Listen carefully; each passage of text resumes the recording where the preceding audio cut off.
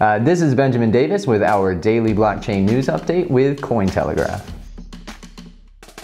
Our first story today is about Overstock.com. If you don't know him, just think Amazon.com Stephen Baldwin. They have announced plans to launch a new ICO through the company's majority-owned subsidiary, tZERO, with a goal to raise $500 million, which is double the record of $262 million set by Filecoin. If, when you think Overstock.com, you have the sudden urge to visit IKEA, you're thinking of the right place. But they're a lot more than an e-commerce and clothing retailer. In 2014, they launched a blockchain-focused division of their company called Medici Ventures. Since then, this branch has been an ever-growing part of Overstock's future. And people are not disappointed in the results. The company saw 2 of their stock prices rise after adding the word blockchain to the title. Beyond that, their stock as a whole has continued to rise and is projected to go even further as people speculate whether they may sell their retail business entirely and become a fully fledged blockchain company. It seems that there are 2 things that might happen. Either Overstock fully transforms its business into a blockchain company and sell their retail business, or Overstock uses their new currency to allow customers to purchase goods online. Either way, this is another step in bringing cryptocurrencies from assets to actual currencies. And now it seems like adding the word blockchain to anything is just a magnet for money these days. And this brings us to our tip of the day. And that is to pay attention to those companies that are implementing blockchain technology in their businesses right now. Because those are the companies that are going to come out ahead in the future when blockchain becomes that universal norm. One of the most important and enticing aspects of cryptocurrencies is the security surrounding them. With this in mind, many are infuriated and in a state of disbelief after Parity Wallet was hacked by white hat hackers, causing 151 wallets to be frozen, with balances totaling 152 million. This has been the second hack this year, and it isn't looking good for Parity. How could this happen? Well, according to a tweet by Parity Technologies, a user exploited an issue and thus removed the library code, as it seems unaware of the consequences. Because the smart contract in the library is immutable, this means that the future is looking somewhat bleak, since the only way to reclaim these funds would be a hard fork of the entire Ethereum network. Since the funds were only frozen and not stolen, it seems that only time will tell. The problem is that these funds are not just individual traders, but also ICOs, which means that many of them could tank due to a lack of ability to pay back investors. This brings up an important question. Well, right now you have to at least be somewhat versed in technology to get into cryptocurrencies, but the goal of the technology is to make it more public. How could a hack like this impact the disposition of your average person who has no understanding of how all of it works?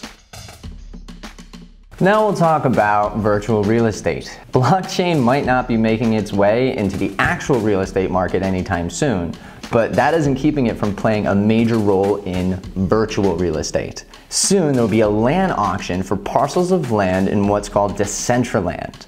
If you're having a hard time visualizing what this would look like, you're not alone. And when you read their website, they use terms like foot traffic and development, and it makes it sound like they're building an actual city, which in some respects they are. This is exactly what your stone sci-fi friend was going on and on about, and this is exactly how he's going to make his millions, because virtual reality and blockchain technology are undoubtedly the future. You gotta check out the link below to get some idea of what Decentraland is going to do with their new virtual city. It is very impressive. Everyone is afraid of bears, and rightfully so. They're bears. My uncle used to tell me a joke about 2 friends who were in the woods and they came across a bear. One friend freezes and the other starts taking off his shoes. The friend standing there frozen turns and says, "You can't outrun a bear," to which the shoeless friend replies, "I don't have to. I just have to outrun you." When it comes to investment tactics, bears are something a bit more sinister. Bears are investors who get together to short a stock. So for example, they find a stock that is going through a period of uncertainty. We'll call it honey money. And it's being sold at $100 a share. What they'll do is borrow a bunch of this honey money at $100 a share and then sell it. They then wait or proceed to bully the price down through various tactics such as rumor mongering in order to buy it back at a lower price, returning the borrowed honey money and making a substantial profit. Now, why does this matter for Bitcoin?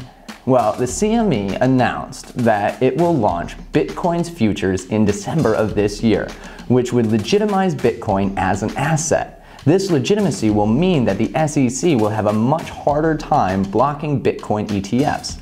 This is great news for you as investors who are often blocked from trading in Bitcoin on various platforms, but it also opens up potential to short Bitcoin, lathering it with honey and welcoming the bears. However, it is important to remember that this is an unlikely strategy for investors, since predicting the rise and fall of Bitcoin's value is foolish. So it seems like everyone can keep their shoes on. Even bears are not so reckless as to go after Bitcoin. Now we have a story about MasterCard. Is it any wonder that a company with master in their name has a desire to control something? On November 9th, MasterCard filed a patent for instantaneous payments using blockchain technology. So what will this do? Well, as it stands, when you make a purchase with a credit card, you get that little notice that says pending, because it takes up to a few days for a transaction to go through. Implementing blockchain technology would eliminate this and make transactions instantaneous. In the past, MasterCard CEO has made multiple disparaging remarks about Bitcoin, attacking it for being unstable and highlighting its potential for illegal transactions. While these accusations have their merits, it's a pretty unstable high horse he's standing on, since credit cards themselves come with high interest rates and a whole plethora of hidden fees. Not to mention the Equifax hack that happened earlier this year, which compromised the details of over 200,000 Visa and MasterCard holders. So this doesn't make one side right or the other. It just means that when it comes to the world of finance, no one is perfect, but the implementation of blockchain in any system is a step in the right direction. Right now, blockchain has gotten a lot of attention for its ability to improve business and make money. But this story shows how blockchain can be used to fight some of the world's greatest injustices. The UN and WIN plan to use blockchain to fight child trafficking. Since child traffickers often use fake identification documents to get children over borders and into illegal activities, WIN co-founder and CEO Dr. Mariana DeHaan said in a statement that several developing countries are actively looking at more efficient ways to prevent child trafficking. Identification is always at the heart of the solution.